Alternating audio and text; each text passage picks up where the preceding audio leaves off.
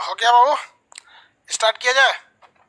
यार थक जाते हैं हम भी, बीच बीच में 5-7 मिनट का गैप ले लेते हैं ना, वरना कंटिन्यू बोलेंगे 9 बजे से 2 बजे, बस मेरा गला बंद हो जाएगा। आप सब लोग आ गए, सर्वर पे लोड बराबर हो जाता है।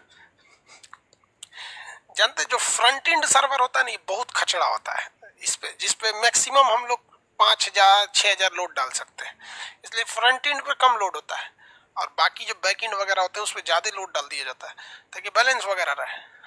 ठीक है, आगे बढ़ते हैं। देखिए कहाँ तक बताए थे, टोपोग्राफी के बारे में समझा रहे थे ना, टोपोग्राफी के बारे में। स्टार्ट किया जाए टोपोग्राफी। एक दो लोग इसमें ना, ये एप्लीकेशन में आप लोग में बैठ के हैं कोई जो एप्लीकेशन के वीडियोस को दिन भर यूट्यूब पे डालते रहता है। बाबू एक लिमिट में रहिएगा आप लोग, समझ में आ रहा है ना, लिमिट में। लिमिट क्रॉस करेंगे ना तो फिर हमको मजबूरी में ना क्या करना पड़ेगा, आपके खिलाफ कार्रवाई करने पर। कार्रवाई क्या करना पड़ेगा, 2 मिनट लगता है आपका चैनल बंद करने में। 1200 लोगों का मेरे पास कॉपीराइट है, इतने मैसेज है मेरे पास, एक बटन दबाएंगे इतने लोग का चैनल खत्म हो जाएगा। इसलिए बाबू आप लोग थोड़ा सा लिमिट में रहिए, ज्यादा नहीं। एक कोई है खान जी एस मस्ती करके, उसे जो हमरे बदले जाके कम्युनिटी पोस्ट कर रहा है, आप सब लोग को मेरी तरफ से ढेर सारी शुभकामनाएं। लोग उसको कह रहे हैं कि सर हाँ बहुत अच्छा। अरे गधों, कम से कम कहो कि ये खान सर के स्टूडेंट का चैनल है। तुम लोग कम से कम, हम तुमको कुछ नहीं बोल रहे हैं तो कम से कम हमको मत लॉस में डालो यार। तुमको कोई टीचर बोल रहा है, कल को तू कुछ उल्टा सीधा बोलेगा तो लड़का को कहेगा ना खान सर बोल रहा है। मजबूरी मतलब यहाँ किसी को उंगली पकड़ाओ ना तो वो नहीं सोचता है कि खान सर ने उंगली दिया है, चलो इसी सहारे हम भी चले जाते हैं बेरोजगारी के लिए। सोच रहा हमरे गर्दन पकड़ लेता है, धकेलना पड़ जाएगा मजबूरी में। भाई तुम जितना में हो, एक स्टूडेंट हो तो स्टूडेंट की तरह रहो। तुम हमारे बदले तुम कम्युनिटी पोस्ट डाल रहे हो कि आप सब लोग को दिवाली की शुभकामनाएं। लड़कों को लग रहा है खान सर दिवाली बोल रहे हैं, हम उसका कमेंट देख रहे हैं तो कह रहे हैं खान सर है। यहाँ पे उसको लिखना, यो गधा नहीं बोलता ऐसे कि एक मतलब यहाँ पे कमेंट में उल्टा जवाब देता है सब। एगो लड़का सवाल पूछा एक से कि सर ऐसा नहीं ऐसा, तो कर रहा है देखो बाबू ऐसे नहीं होगा। कि एक दिन दिमाग खसकेगा, सब जना का बंद कर देंगे। इसलिए अगर आप बना रहे हो तो कोई दिक्कत नहीं है यार, तुमको 2 पैसा आ जा रहा है, हमको कोई लॉस नहीं है। हम कभी जलन जरतुआ वाला आदमी नहीं है। लेकिन तुम मेरा थंबनेल यूज करने लगता है, जो गुलाबी शर्ट पहन के ऐसे बनाए हुए हैं थंबनेल, वो यूज करेगा तो लोग कंफ्यूज हो जाएंगे ना मेरा ओरिजिनल कौन सा है। दूसरा आपने ईमेल आईडी पे मेरा फोटो लगा के रखा है, तो वो फोटो हटा देना लोग, मेरे अपने ईमेल आईडी पे अपना लगाओ। मेरा फोटो मेरा लोगों को नहीं रहना चाहिए। तुम नाम कुछ भी रखो, उससे मतलब नहीं है। नहीं तो ज्यादा ओवर करोगे तो भैया 1 मिनट का काम है यूट्यूब का, उसको बहुत ज्यादा टाइम नहीं लगता है, सबका दिखा देता है, आप लोग को पता ही नहीं होगा इसमें। चलिए आगे चलते हैं, हम लोग देखते हैं कहाँ तक बताए थे।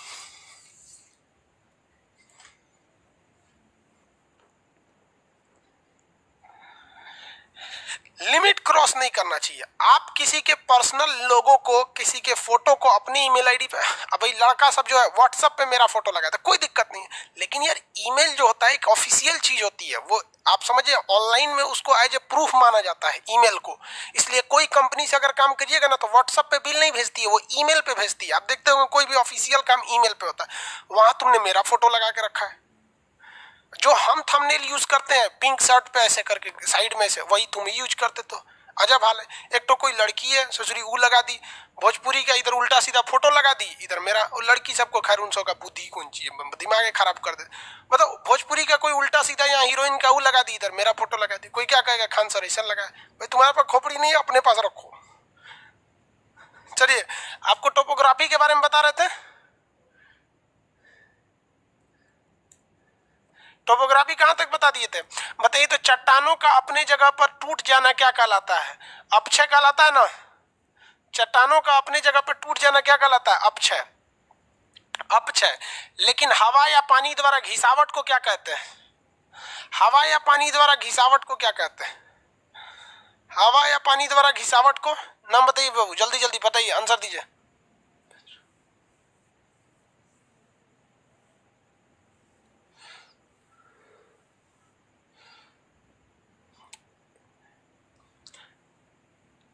अरे यार घिसावट को क्या कहते हैं,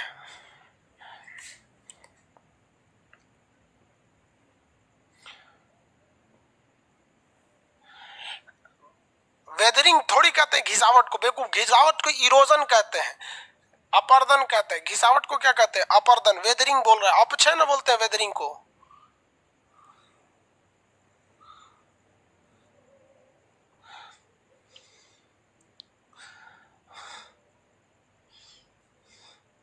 हो गया, वेदरिंग बोलते हैं। चलिए वेरी गुड, चलिए आगे बढ़े, आगे बढ़ते हैं, आज आगे बढ़ जाते। चलिए, हम आपको कल बता दिए थे आपको अपक्षय। अपक्षय दो टाइप का होता है। भौतिक अपक्षय यानी कूच काच दीजिए, गरम वरम करके तूर दीजिए। एक होता है रासायनिक अपक्षय, केमिकल वगैरह पे। अपरदन, अपरदन बता दिए थे। एगो खान सर ऑब्जेक्टिव नाम का कोनो है, वो सोच रहा डेली यही कर रहा है, दिमाग झनकेगा। हो गया कभी कभी मजाक वजाक में हमरे फोटोए लगा देता है, इससे दिमाग कभी जल जाता है। अपरदन हो गया, अपक्षय हो गया। उसके बाद क्या होता है? निक्षेपण। निक्षेपण, ये क्या हो गया? निक्षेपण हो गया। ये तीन चीजें बता दिए थे, बता दिए थे। नदी के कोर्स बता दिए थे। कोर्स कितने टाइप का होता है भैया? तीन टाइप के कोर्स होते हैं। कितने टाइप के कोर्स? अपर कोर्स, लोअर मिडिल कोर्स और लोअर कोर्स। ये कोर्सेज भी बता दिए थे आपको। और नदियों के अवस्था बता दिए थे। नदी पहाड़ों के बीच से निकलती है तो भी आकार की घाटी, गहरी हो जाती है तो गार्ज, और गहरी हो जाए तो कैनियन। कैनियन का दूसरा नाम क्या होता है? आई आकार की घाटी। दुनिया का सबसे बड़ा कैनियन कोलोराडो नदी द्वारा अमेरिका में बनाया गया ग्रैंड कैनियन है। बताया था ना बाबू, कोलोराडो नदी द्वारा बनाया गया ग्रैंड कैनियन। आगे बढ़ते हैं, किसी को कोई दिक्कत नहीं? अब नदी के द्वारा और आप आगे बढ़ते हैं। लोग जो जहां तक बताए थे हम आपको कैनियन तक बता दिए थे, भी आकार की घाटी और गार्ज और कैनियन बता दिए। अब उसके आगे बढ़ते हैं। देखिए, नदियां जब पहाड़ पर होती है ना, तो पहाड़ पर कुछ चट्टान मजबूत होते हैं और कुछ चट्टान कमजोर होते हैं। तो जो कमजोर चट्टान है उसे नदियां काट देती हैं, और जो मजबूत है उसे छोड़ देती है। तो कमजोर को काट काट देती है, इस टाइप का कर देती है नदियां। तो ये अजीब टाइप का उबड़ खाबड़ आकृति हो जाती है। जहां का चट्टान कमजोर था, जहां का पहाड़ थोड़ा लूज था, उस पहाड़ को क्या कर देती है? काट देती है। और जहां मजबूत था उसको छोड़ देती है। तो नदी इस टाइप के आगे बढ़ती है। ये ऊपर इस शेप में नदी आगे बढ़ने लगती है। जो मजबूत है उसको छोड़ दिया कि बाबू फिर से तुमको काटेंगे, 2-4 साल में तो काटिए देंगे तुमको। तो इस शेप में आकृति बना लेती है नदी। तो इसे हम लोग रेपिडो कहते हैं। क्या कहते हैं? रेपिडो या छिपरिका। ये गड्ढा में पानी, ये क्या हो जाता है? रेपिडो या छिपरिका। ये मूवी में देखे होंगे राफ्टिंग करते हुए। राफ्टिंग समझते हैं? उबड़ खाबड़ नदी रहती है, कहीं पानी उनी रहता है, तो वहां पे ये लोग राफ्टिंग करने जाते हैं। उसको हम लोग क्या कहते हैं? छिपरिका कहते हैं। राफ्टिंग का मेरे में इमेज होगा, लेकिन ढूंढना पड़ेगा। राफ्टिंग, राफ्टिंग समझते हैं ना क्या होता है? उबड़ खाबड़ आकृति को क्या कहा जाता है? राफ्टिंग कहते हैं लोग। नदियां जो होती हैं उबड़ खाबड़ जब आकृति बना लेती हैं, राफ्टिंग। राफ्टिंग है कि नहीं जी इसमें?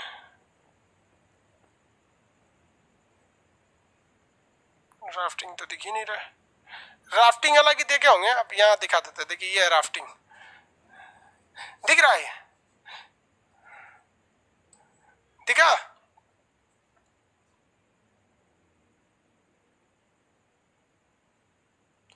दिख रहा है कि नहीं दिख रहा है? राफ्टिंग देखिए, ये नदी में ले जा रहा है, घूमने जा रहा है सब। यहाँ पे उबड़ खाबड़ आकृति है। कहीं पे नदी काट दी है, कहीं पे चट्टान छोड़ दी है। देखिए यहाँ छोड़ दिया, इसको काट दिया है, तो ऐसी आकृति बन जाती है। और ये जब भी बनेगा पहाड़ पे बनेगा। देखिए पीछे अगर आप देखेंगे नदी आई कहाँ से है, तो पिछवा इधर भी आकार की घाटी दिखेगी आपको। और जब ये थोड़ा सा बराबर हो जाती है तो रेपिडो बना के चलने लगती है। तो रेपिडो पे सीबीएसई वाला नाव लेके घूमने जाता है, उसको राफ्टिंग कहते हैं लोग। यहाँ पे समझ आ गया कि नहीं आ गया? किसी को कोई दिक्कत? तो ये हो गया ये क्या चीज? छिपरिका। तो इस आकृति को हम क्या कहेंगे? छिपरिका कहते हैं। क्या बन गया ये बाबू? छिपरिका बन गया। छिपरिका समझ रहे हैं आप लोग? तो ये गड्ढे वाली आकृति, ये भी छिपरिका है, ये भी छिपरिका है, ये भी छिपरिका है। तो जब नदियां उबड़ खाबड़ आकृति में पहाड़ों में निकलती है तो उसे क्या कहते हैं? छिपरिका कहते हैं। लेकिन ये ससुरी गिरेगी नदियां कहीं ना कहीं, तो जब ये गिरती है ना तो गढ़ा बना देती है। ये गिर गई है, देख दबाक से गिरी यहाँ पर, ये गिरी यहाँ पर। तो जब नदियां गिर जाती हैं नीचे, तो ये क्या बना देती हैं? जब ये नीचे गिर रही होती हैं तो ये यहाँ पर गड्ढा बना देती हैं। आपको भी पता है भाई, ये गड्ढा तो बनेगा ही, ये गड्ढा बन जाता है यहाँ पर। तो इस गड्ढा को हम कहते हैं अवनमन कुंड। अवनमन कुंड यानी गड्ढा बन गया नीचे गिरते समय यहाँ पर, और जब ये पानी लटका हुआ रहता है यहाँ पर तो इसे कहते हैं झरना। ये क्या हो गया? झरना। झरना। इसको इंग्लिश में हिंदी में कहते हैं जल प्रपात। झरना उर्दू है, जल प्रपात। झरना उर्दू है। सीबीएसई वाला कहता है वाटरफॉल। वाटरफॉल हो गया, वाटरफॉल कहता है। सीबीएसई वाला इसे क्या कहता है? वाटरफॉल कहता है। ये क्या है? रैपिडो या छिपरिका है। छिपरिका, रैपिडो, छिपरिका है। और ये अवनमन कुंड है। अवनमन कुंड। कुंड मतलब क्या होता है? वो गड्ढा होता है। अवनमन कुंड, कुंड मतलब क्या होता है? गड्ढा। अवनमन मतलब नीचे गिरता है, तो नीचे गिरते समय क्या बना देती है? गड्ढा बना देती है। अब आपसे ना अगर बफरिंग कर रहा है, हाँ वाटरफॉल बोल रहा है, हमको यहाँ से बफरिंग दिख रहा है। जब बुढ़ा गए हैं ना, यहाँ से उतना दिखता भी नहीं है अब आपका। देखिए अवनमन कुंड जो हो गया ये किसके द्वारा बनता है? ये क्वेश्चन आपसे अक्सर पूछेगा। देखिए बबुआ मेरी ओर ध्यान से देखो। छिपरिका जब भी बनता है ना तो अपर्दन के कारण बनता है। नदियां इसे रगड़ते रहती है, रगड़ते रहती है। तो ये किसके कारण बनता है? अपर्दन के कारण। लेकिन याद रखिएगा, लेकिन अवनमन कुंड अपर्दन के कारण नहीं बनेगा। पनिया ऊपर से गिरेगा हचाक से, जब हचाक से गिरेगा तो फोड़ देता है, तो यहाँ अपर्दन भी लगता है, यहाँ घर्षण भी होता है, साथ साथ यहाँ वेदरिंग भी होता है। तो अपक्षय और अपर्दन ये दोनों के कारण बनता है। अगर आपको कंसेप्ट क्लियर है तो ये याद करने की जरूरत ही नहीं पड़ेगी। अपक्षय और अपर्दन दोनों के कारण बनता है। किसके कारण बनेगा? अपक्षय और अपर्दन दोनों के कारण बनेगा। किसी को कोई दिक्कत है? आगे बढ़े, आगे बढ़ते हैं। देखिए इसके बाद नदी अब आगे बढ़ेगी। नदी जब आगे बढ़ती है, अब ब्लू कलर से ही बना दे रहे हैं नदी को, तो ये जितना कोर्स था ये अपर कोर्स था। नदियां युवा अवस्था में थी, यहाँ नदियों की रफ्तार ज्यादा होती है। अब नदियां बराबर जमीन पर निकलती हैं मैदानी भाग में। जिस तरह से यूपी बिहार मध्य प्रदेश में तो आधा पहाड़े है, यूपी बिहार हो गया, हरियाणा हो गया, पंजाब हो गया, ये मैदानी भाग बराबर जमीन पर निकलती है, बंगाल वंगाल में। तो नदियां कहीं इस तरह से जाएंगी।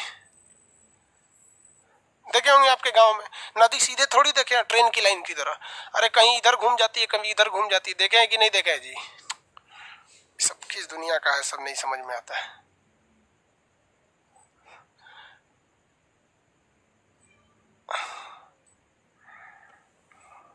उसे हम एस आकार की घाटी कहते हैं। देखिए तो अंग्रेजी के एस की तरह दिख रहा है कि नहीं दिख रहा है? उसे क्या कहा जाता है? एस आकार की घाटी। जब नदियां इसे घूमने लगती है तो उसे क्या कहेंगे? एस आकार की घाटी कहते हैं। एस अंग्रेजी वाला एस। देखिए तो अंग्रेजी के एस की तरह दिख रहा है कि नहीं दिख रहा है? तो उसे हम लोग क्या कहते हैं? एस आकार की घाटी। एस आकार की घाटी। यहां देखिए पहले ये जो दिख रहा है ये क्या है? ये छिपरिका दिख रही है, ऐसे ऐसे ऊपर छिपरिका ये, और ये जब गिर रहा है तो झरना है। और ये क्या? अवनमन कुंड है। ये क्या है? अवनमन कुंड है। अवनमन कुंड तक तो समझ में आ गया ना? अब ये हट रहा, भैया हट जाओ, काम हो गया। इसे हम लोग कहते हैं एस आकार की घाटी।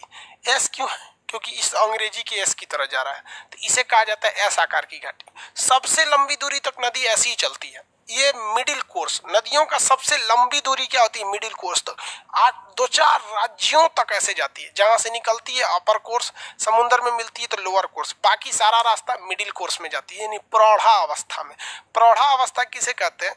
जब जैसे आप लोग युवा अवस्था में है, पिताजी आपके प्रौढ़ा अवस्था में और दादाजी वृद्धा अवस्था में, तो ये प्रौढ़ा अवस्था में आती है। इसे हम अंग्रेजी के एस आकार की घाटी कहते हैं। अंग्रेजी का एस आकार की घाटी कहते हैं। इसी को हम लोग छिपरिका भी मीनांडर कहते हैं। मीनांडर या एस आकार की घाटी कहेंगे। इस मीनांडर या एस आकार की घाटी को कभी नदियां जो है इधर से जाना नहीं चाहती हैं। नदियां कहती हैं कि हम यहाँ से सीधे क्यों ना चले जाए। नदियां को बार बार घूमना पसंद नहीं है, लेकिन क्या कीजिएगा, कहीं कहीं किसी गांव की मिट्टी मजबूत रहती है तो वहां से नदियां घूम जाती है। आप लोग नदी देखे होंगे तो देखते होंगे गाँव में इसे चक्कर लगा के नदी जाती है, कभी सीधे नहीं जाएगी। कोई नदी को देखे सीधा जाते हुए? कोई ऐसा है जो नदी? सीबीएसई वाला नदी समझ रहा है सब, रिवर रिवर रिवर। सीबीएसई वाला नदी नहीं समझ रहा है, रिवर रिवर। ये कौन व्हाट्सएप नंबर सेंड कीजिए बेवकूफ बोलता है।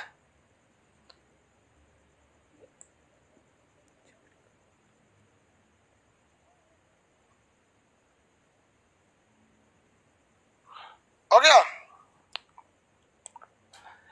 अब यहां देखिए ध्यान से, ये जो हो गया ये तो भैया मीनांडर हो गया।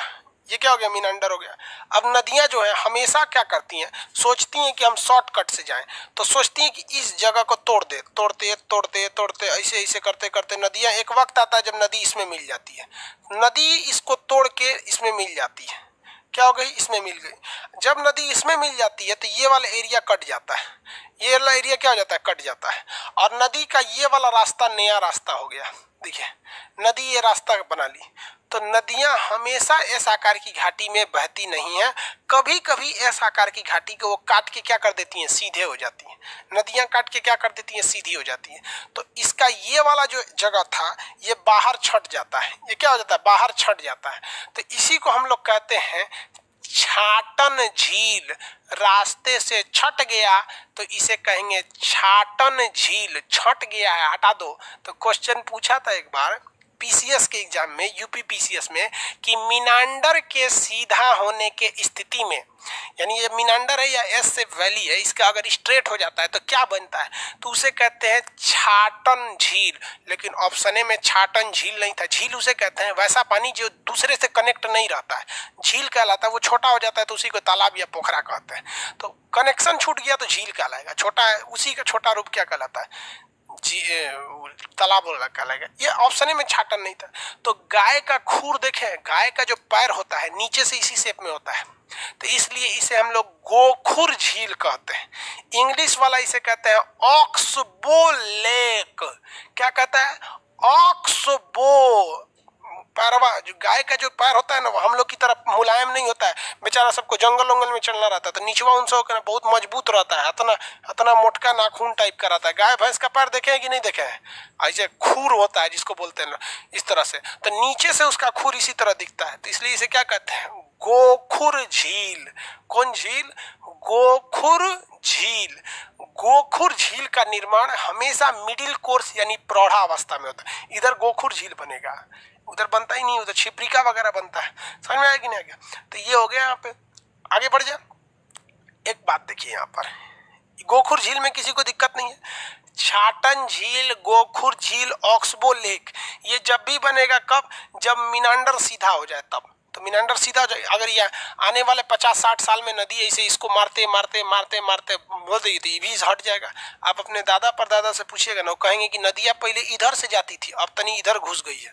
तो नदियाँ 100-150 साल में हल्का हल्का काट काट के रास्ता बदल लेती हैं सब। एक के दिन में नहीं बदलती हैं सब, धीरे धीरे धीरे धीरे काट के मिला देती हैं। तो देखते हैं ना, कहते हैं लोग हमारा यहाँ तक हमारा खेत था, नदी बकोट के लेके चली गई। तो नदी कभी कभी बकोट के लेके चली जाती है। आगे बढ़ते हैं।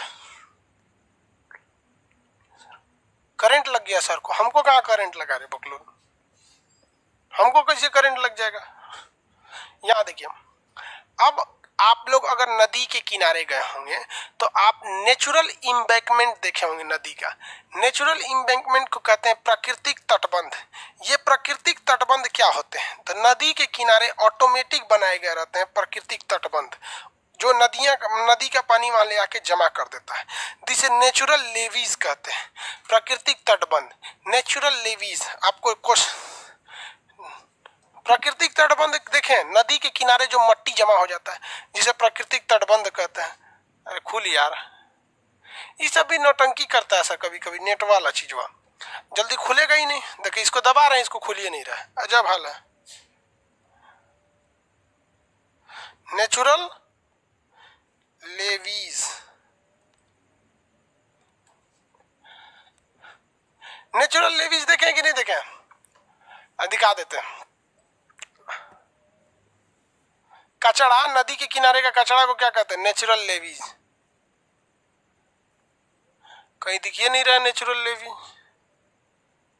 दिखाएंगे कैसे?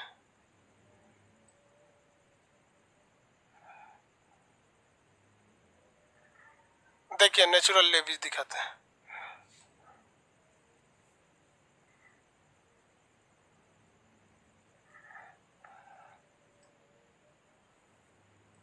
मिल जा भाई।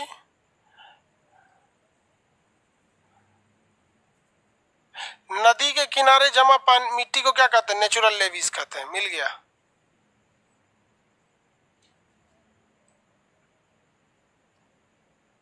ये हमेशा घुमाव के पास ज्यादा मिलेंगे नेचुरल लेवीज, घुमाव के पास ये ज्यादा मिलते हैं।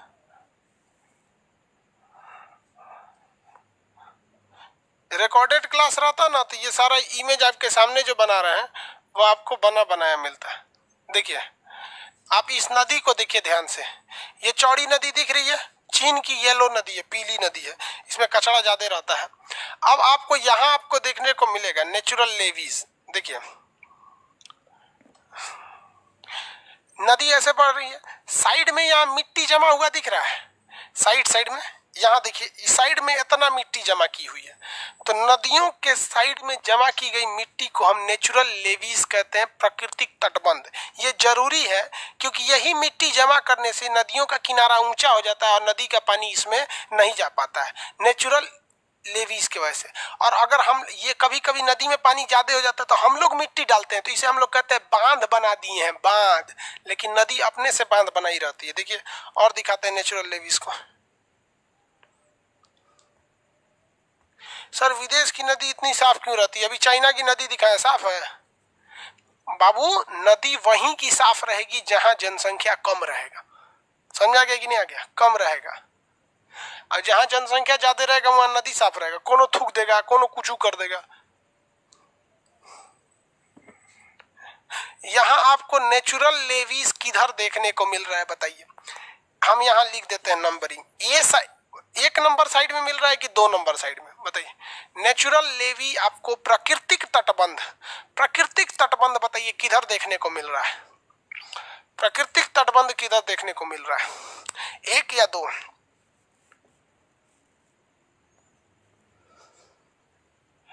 हाँ वेरी गुड, होशियार है सब होशियार है सब।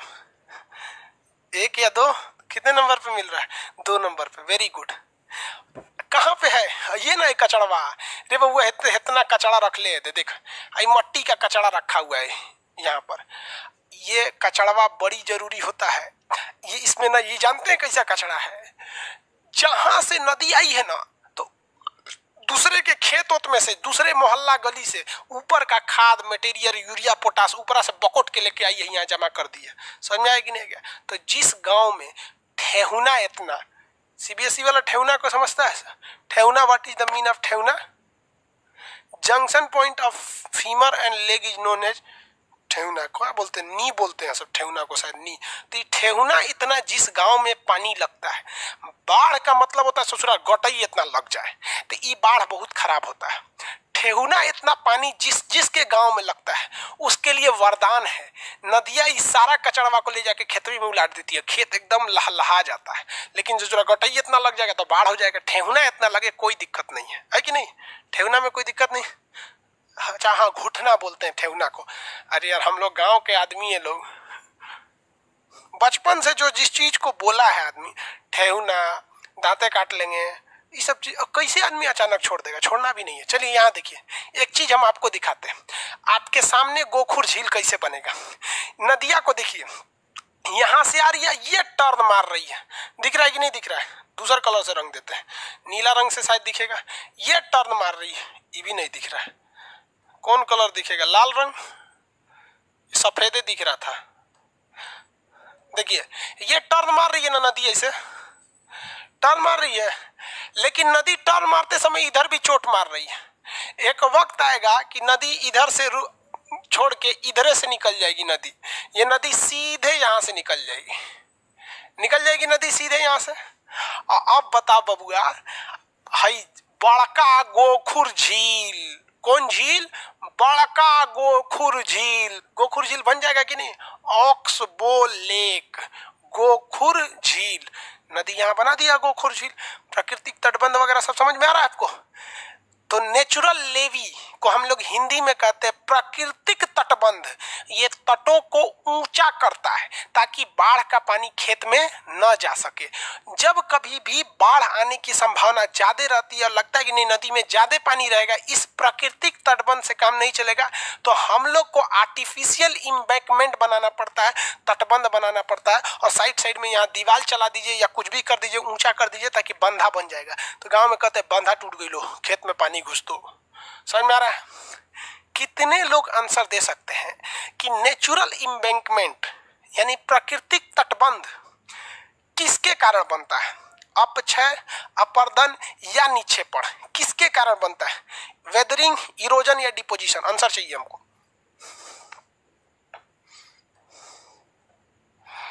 आंसर, अरे भाई बता ना, आंसर दीजिए। किसी का आंसर नहीं, जल्दी आंसर चाहिए हमको। रुक गया क्या जी? हाँ वेरी गुड। इरोजन कौन बोलता है जी? निक्षेपण, वेरी गुड। रुपेश यादव निक्षेपण, भूपेश भगवान निक्षेपण, पवन जी निक्षेपण, विनय निक्षेपण, अननोन निक्षेपण, बोथ बोलता है। बोथ नहीं होगा, बोथ करेगा तो मुंह फोड़ देंगे हम। बोथ कैसे हो जाएगा? निक्षेपण। अरे बकलोलवा, बोथ कैसे होगा रे? देखो हिया जमा कर दिया तो निक्षेपण, और कह रहा है कि अपर्दन भी, तो अपर्दन होगा तो बकोट के लेके चल जाएगा यहाँ से बकलोलवा। अरे कहीं जमा करने के लिए बस निक्षेपण चाहिए, तो ये लाया कहाँ से था हम वो थोड़े पूछ रहे हैं। वो तो हमको भी पता था कि एक कोना में से बकोट के लाया था, यहाँ जाके पटक दिया, तो उन्ने बकोट रहा था, उन्ने बकोटने दीजिए। इधर बकोटाइएगा तो खत्म हो जाएगा। Don't be cutting in this area because this is natural levees, and natural levees is form only by the deposition of the river, but in before natural levee the river are working of the erosion. यहाँ erosion का काम कर रही थी, अलग बात है यहाँ पे, लेकिन यहाँ हमको क्या चाहिए? डिपोजिशन चाहिए। Understand what I am saying? चलो हो गया। वेदरिंग तेदरिंग बोलता है यहाँ पे, वेदरिंग बोलेगा सब, वेदरिंग। दो चार अच्छा जब वेदरिंग कुछ बोल दे, सर जी क्या जानते हैं। समझा गया? चलो देखो, तो ये साइड, ये जो नदी है, ये नदी, इस नदी के साइड साइड में जो जमा रहता है, इसे हम क्या कहते हैं बबुआ? प्राकृतिक तटबंध। क्या कहेंगे? प्राकृतिक तटबंध कहते हैं, प्राकृतिक तटबंध कहते हैं। नदी यहां तक समझ में आ गया? इसे हम लोग नदी का विसर्प भी कहते हैं। क्या कहते हैं? विसर्प। सांप की तरह, सर्प मतलब क्या होता है? सांप।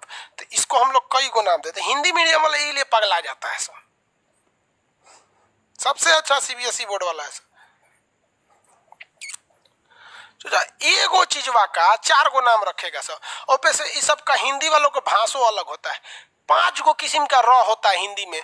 एगो र ऊपरा चढ़ जाता है, कार्य में ऊपरा र, हृदय में हेंगन हो जाएगा, प्रश्न में हेंगन पैर फेंक देगा। र कई टाइप का होते हैं, पगला जाएगा आदमी। र देखिए विसर्प में केंगन लिखाएगा, वी स भी कई टाइप का होता है। सर्प देखिए कब ऊपर चढ़ जाएगा, कब हेंगन हो जाएगा, कब आधा दिमाग तो में लग जाता है ससुरा। हिंदी मीडियम इंग्लिश वालों को देखो, एस सेफ वैली, काम खत्म खत्म। इंग्लिश मीडियम वाला, हिंदी मीडियम वाला, इंग्लिश मीडियम वाला क्या कहता है? लेग। हिंदी में गोड़, पैर, टंगरी, 3 गो नाम रख ले। आगे बढ़ते हैं। ये हो गया विसर्प। सांप की तरह विसर्प, एस की तरह एस आकार की घाटी, इसी को मीनांडर कहते हैं। सीधा हो गया तो गोखुर लेक, ऑक्सफो लेक, गोखुर। और ये क्या? प्राकृतिक तटबंध। प्राकृतिक तटबंध बहुत ही उपजाऊ होता है। अब नदी को आगे ले चलते हैं। खत्म हो गया इधर जगह रे भाई, इधर ढकेल दिए सबको नदिया को। चल भाई नदी आगे चल। देखे भाई, नदी आगे जाके डिस्ट्रीब्यूटरी में बढ़ जाती है। ये कई टुकड़ों में नदी टूट जाती है, कई टुकड़ों में क्या हो जाती है? टूट जाती है। मच्छर भागो यहाँ से। तो इसे हम लोग कहते हैं वितरिका। क्या कहते हैं, वितरिका। तो मुहाने पर जाने के बाद नदी जो होती है कई सारी वितरिकाओं में बट जाती है। कई सारी किस में बट जाती है, वितरिकाओं में बट जाती है। वितरिका मतलब कंट्रीब्यूट हो जाती, डिस्ट्रीब्यूटरी बोलते हैं उसे, मतलब कई सारे उसमें क्या बोलते हैं, बट जाती है। सब आगे बढ़े, डिस्ट्रीब्यूटरी, वितरिका को क्या कहेंगे, डिस्ट्रीब्यूटरी। तो ये कई नदियों में बट गई, तो इसे कहते हैं वितरिका। क्या बन गया भैया, वितरिका। क्यों वितरिका बन गया, क्योंकि नदियों की शक्ति उनके ढाल से मिलती है। नदियों को शक्ति उनके ढाल से मिलती है। समुंदर के पास गई है तो वहाँ ढाले नहीं है, वहाँ जमीन बराबर हो जाता है, तो इनके पास ढाल नहीं है। जवानी में जो ये अत्याचार की थी, जगह जगह से खींच ले, मिश्रा जी के खेत बकोट ले, सब मट्टी लेके चल। जिनका जिनका खेत सब बकोट बकोट के ले आई थी, अपने में तो खूब मट्टी उट्टी जमा की थी बकोट बकोट के। अब बुढ़ौती में वो मट्टिया लेके आई हैं, अब अपने उनको मट्टिया बोझ लगता है कि ससुरा बाप रे बाप, अब इस मट्टी हमसे ना ढवाई, अब क्या करें। तो जो मट्टिया बकोट बकोट के लाई हैं सब, वो मट्टिया को यहीं छोड़ देती हैं सब, ये जो बिचवा बिचवा मटिया छोड़ देती हैं सर। तो ये मटिया छूट गया, छूट गया ये मटिया। अरे बबुआ बोल ना रे, मटिया छूट गया कि नहीं छूट गया, तो मटिया छूट गया। यहाँ पर अंग्रेजी के अक्षर ये डेल्टा के जैसा दिखता है, अंग्रेजी के अक्षर ये डेल्टा के जैसा दिखता है, इसलिए इसे हम लोग कहते हैं डेल्टा। तो डेल्टा एक ऐसा कचरा होता है जो भर जवानी नदियां बकोटते रहती हैं और बुढ़ौती में ले आके डेल्टवा रख देती हैं। कहते हैं अब ना जई तो हमरा से, एकरा हिये छोड़ दे, साइड साइड में निकल जाती हैं। तो साइड साइड वालों को कहते हैं वितरिका, डिस्ट्रीब्यूटरी। अब बिचुआ में जो बच गया है डेल्टा है, बिचुआ में जो बच गया है वो डेल्टा है। अब घोंचू भी होगा तो उससे अगर कोई पूछेगा कि डेल्टा का निर्माण कैसे हुआ, तो बता देगा निक्षेपण से हुआ, डिस्ट्रीब्यूट किससे हुआ, डिपोजिशन से, जमा कर दिया है।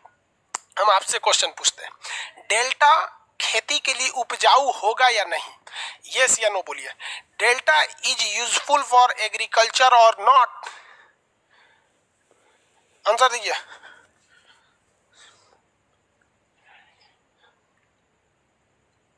अरे आंसर दो बाबू, डेल्टा उपजाऊ होगा या नहीं होगा, डेल्टा उपजाऊ होगा या नहीं होगा। आलोक कुमार कह रहे मैप बैच में एडमिशन स्टार्ट कीजिए। सुतल थे का रे बबुआ तब से, अब नहीं होगा, अब अगले साल इंतजार कीजिए, जनवरी में नया बैच मैप का। यस, डेल्टा उपजाऊ होगा, पवन मौर्य जी, यस, चलिए सही है, उपजाऊ होगा, अच्छी बात है। चलिए उपजाऊ होगा, वेरी गुड। इतना धीरे धीरे आंसर क्या दे रहा है लोग, ये सुस्ता रहा है शायद, नेट धीमा है आप लोग के एरिया का। यस, समझ में आ रहा है कि नहीं आ रहा है, ठीक तो है, समझ में तो आ रहा है आप लोग को। आगे बढ़े,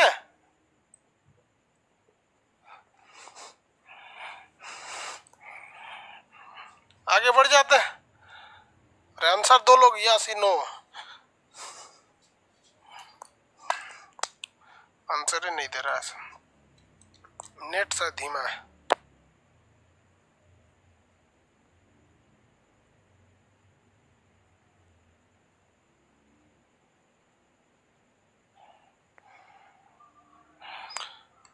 चलिए आगे देखते हैं हम लोग, कमेंटवा क्या रुक गया भाई, चलिए छोड़िए, यहाँ देखते हैं। मैं बैटरी चार्ज नहीं है, माइक का बैटरी डिस्चार्ज हो रहा है।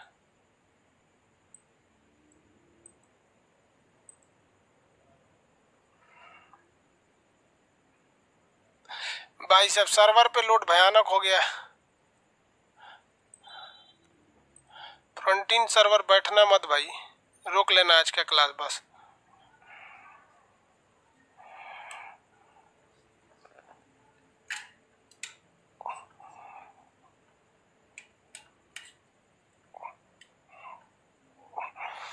चलिए बबुआ देखते हैं हम लोग। तो ये तो बन गया डेल्टा, ये बन गया क्या चीज, डेल्टा। लेकिन आप ही बताइए बाबू, ये डेल्टा अचानक से हचाक से इतना बड़ा हुआ होगा? नहीं, अरे धीरे धीरे ना नीचे पड़ हुआ होगा, लुसुर लुसुर मट्टी तनी तनी जमा हुआ होगा, तनी सा जमा हुआ, फिर तनी सा जमा हुआ, फिर तनी सा तनी सा तनी सा। हाँ, तो जब कभी भी नीचे पर तनी तनी होता है तो उसे कहते हैं रोधिका। उसे क्या कहते हैं? रोधिका। और यही रोधिका आगे जाके क्या बन जाता है? डेल्टा। बस डेल्टा याद रखिए, रोधिका से कोई मतलब नहीं। यह है आपका सही, ये आपकी वितरिका है और ये क्या है? डेल्टा है। ये डेल्टा है। आगे बढ़ जाए डेल्टा। चलिए, सबका आंसर आ गया। रोधिका छोटा रहेगा तो क्या होता है? रोधिका। और बड़ा हो गया तो डेल्टा। राधिका लिख रहा, राधिका तो लड़की का नाम होता है रे बबुआ। छोटा रहेगा तो उसे क्या कहते हैं? रोधिका। बड़ा हो जाता है तो डेल्टा। डेल्टा उपजाऊ होता है, बहुत ही उपजाऊ होता है। इसके बाद नदियां कहाँ चली जाती हैं? समुद्र में चली जाती हैं। कहाँ चली जाती हैं? समुद्र में। नदियों की जिंदगी खत्म, ये गिर जाती है सागर में जाकर। समुद्र में चली गई नदियां। इसके बाद कोई उपाय नहीं, नदियां चली गई समुद्र में। नदी का पानी गया समुद्र में। लेकिन हम आपसे पूछते हैं कि कभी कभी नदियों के दोनों किनारे पे पहाड़ खड़ा रहता है, इधरों पहाड़ इधरों पहाड़। अब आप बताइए तो बबुआ, ये पर्वत यहाँ भी है, अब पर्वत इधर भी है। अब वो पर्वत जो है, क्या इनको कहेगा कि आप रोधिका बना लीजिए यहाँ पर? हाँ, पर्वत तो अपने बहुत मजबूत होता है। पर्वत इन नदियों से कहेगा कि बाबू, नदी जो है, समझ में आ रहा है ये? पर्वत इन नदियों से क्या कहेगा कि एक काम करो, या तो तुम हमको काट दो, ना तो ये जो कचड़ा बकोट बकोट लाई हो भर जवानी, इसको ले जाके समुद्र में गिरा दो। तो नदी के लिए क्या आसान है, बेचारे के पास तो अब जवानी इतना ताकत है नहीं। तो ये नदियां जो होती हैं, ये इस पर्वत को काट नहीं पाती हैं। नदी इस पर्वत को काट नहीं पाती है, और नदी कहती है कि मजबूरी में नदी इस कचड़े को नीचे गिरा देती है। इस कचड़े को नदी मजबूरी में नीचे गिरा देती है। ये कचड़ा को क्या करेगी? नीचे गिराएगी। ये हो गया नीचे, नीचे गिरा देती है कचड़ा को। कहेगी भैया तुम कचड़ा, अब हम क्या करें? नीचे गिरा देती है नदियां इस कचड़ा को। तो जो निचवा गिर गया है कचड़वा, ये गाय के नाद के जैसन है, लेकिन उल्टा नाद है। तो इसे हम लोग कहते हैं ज्वार नद। क्या कहते हैं? ज्वार नद। समुद्र के पानी को ज्वार, और नद माने नाद के जैसन उल्टा। तो इसे क्या कहेंगे? ज्वार नद कहेंगे। इंग्लिश मीडियम वाला इसे एस्चुरी कहता है। एक्चुअली नहीं, एस्चुरी। एक्चुअली बोलता है एस्चुरी। इंग्लिश मीडियम वाला इसे क्या कहता है? एस्चुरी कहता है। समझ आ गया कि नहीं आ गया? किसी को कोई दिक्कत है? आगे बढ़े। हाँ, सुंदरवन डेल्टा। दुनिया का सबसे बड़ा डेल्टा कौन है? सुंदरवन डेल्टा। तो ये देखिए, ये एस्चुरी बनता है। आप बताइए, जो नदी डेल्टा बनाएगी वो तो वितरिका द्वारा नदी में चली गई, वो एस्चुरी नहीं बनाएगी।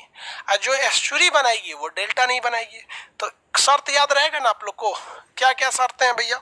शर्त ये है कि यदि नदी के मुहाने के दोनों साइड में अगर पर्वत खड़ा है, दोनों साइड में, तो नदियां इस पर्वत को काट नहीं पाती हैं, जिस कारण ये वितरिका नहीं बना पाती हैं, और अपने द्वारा लाए गए कचड़ा को डेल्टा के रूप में जमा नहीं कर पाती हैं, बल्कि उसे धकिया के समुद्र में गिरा देती हैं, जो उल्टा नाद के जैसा बन जाता है, जिसे हम लोग कहते हैं ज्वार नद। इंग्लिश में कहते हैं एस्चुरी। इंग्लिश में क्या कहेंगे? एस्चुरी कहा जाता है। समझ में आ गया कि नहीं आ गया? किसी को कोई दिक्कत है? एस्चुरी कहा जाता है। सर आप पढ़ाते हैं समय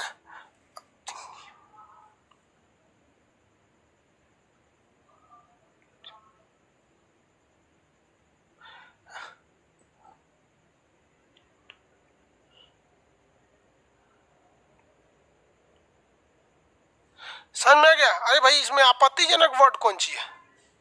अरे बकोट लेना ये आपत्तिजनक थोड़े है। चलिए ध्यान से देखिए, तो ये यहाँ से क्या कर रहा है भाई? बकोट ले रहा है।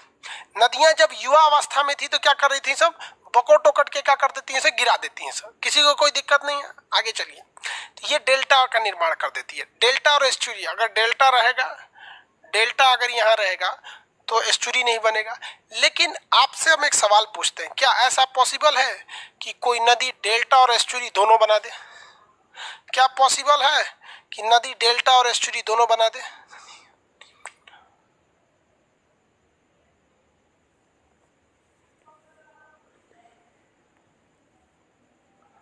जल्दी बताइए, क्या पॉसिबल है?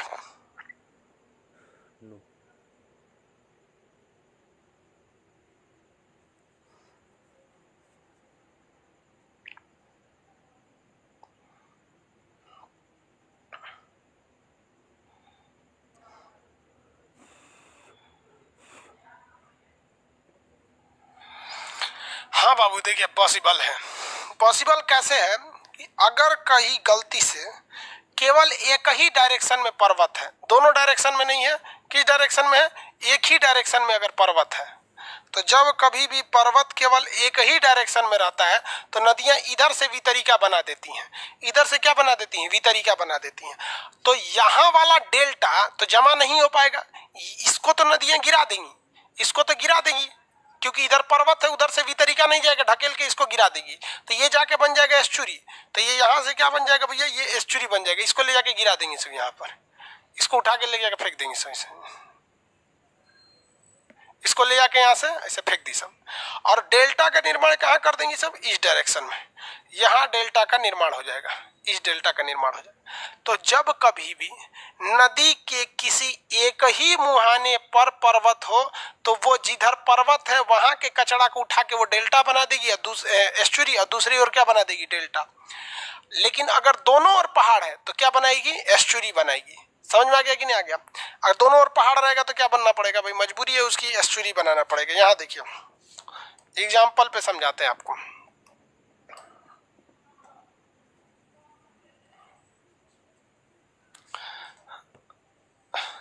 सर्वर पे ना लोड बहुत भयानक पड़ गया, इसलिए आप लोग का कमेंट बड़ा धीमा आ रहा है।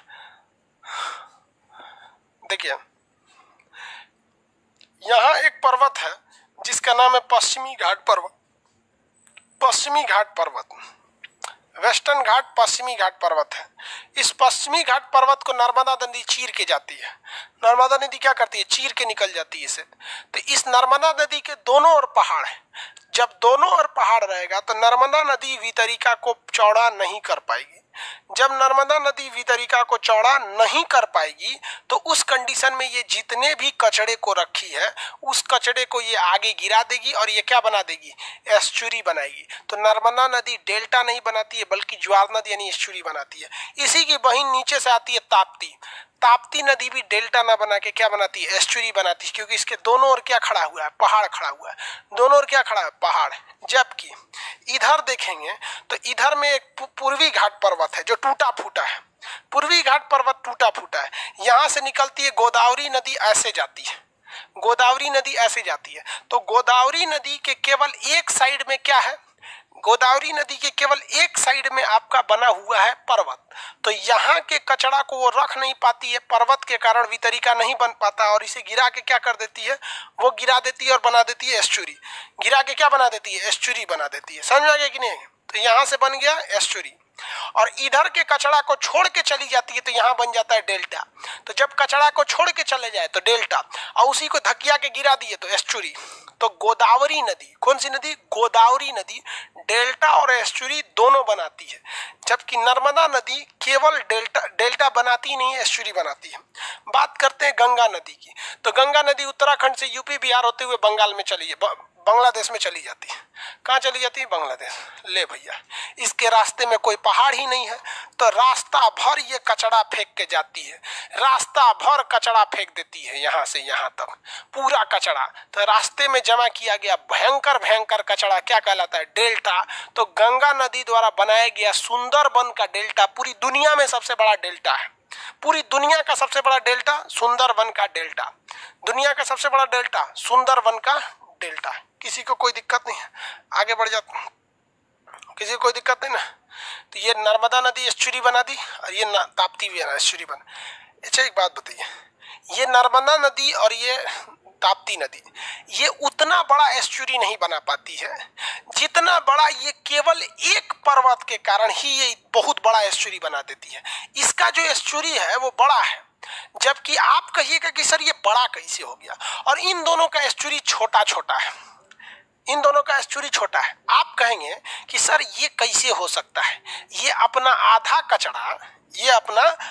कचरा डेल्टा के रूप में तो जमा की है और आधवे कचड़वा से इतना बड़ा डेल्टा एस्चुरी बना दी, जबकि ये नदियां कोई डेल्टा यानी जमा नहीं किए, कुल कचरा फेंकी है।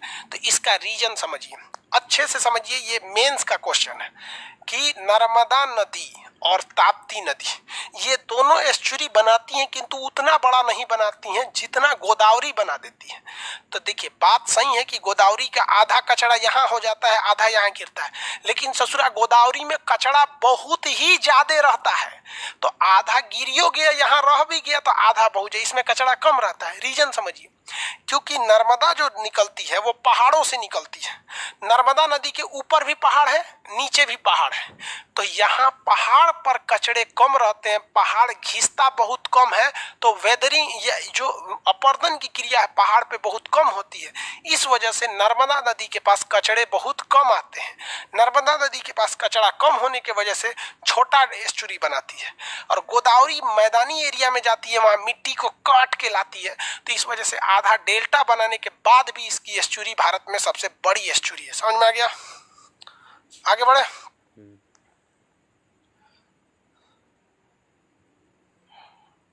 आगे बढ़ जाते हैं। किसी को कोई दिक्कत नहीं है? नदी खत्म, नदी खत्म। देखिए एस्चुरी हो या डेल्टा हो, दोनों का निर्माण निक्षेपण से ही हुआ है। वितरिका क्या थी ये सब समझ में आ गया आपको? जब बढ़ जाती है तो उसे क्या कहा जाता है? वितरिका कहा जाता है। ये सब चीजें समझ में आ गया? नेक्स्ट क्लास कल करेंगे, आज के लिए इतना ही। जय हिंद। अगला क्लास कल।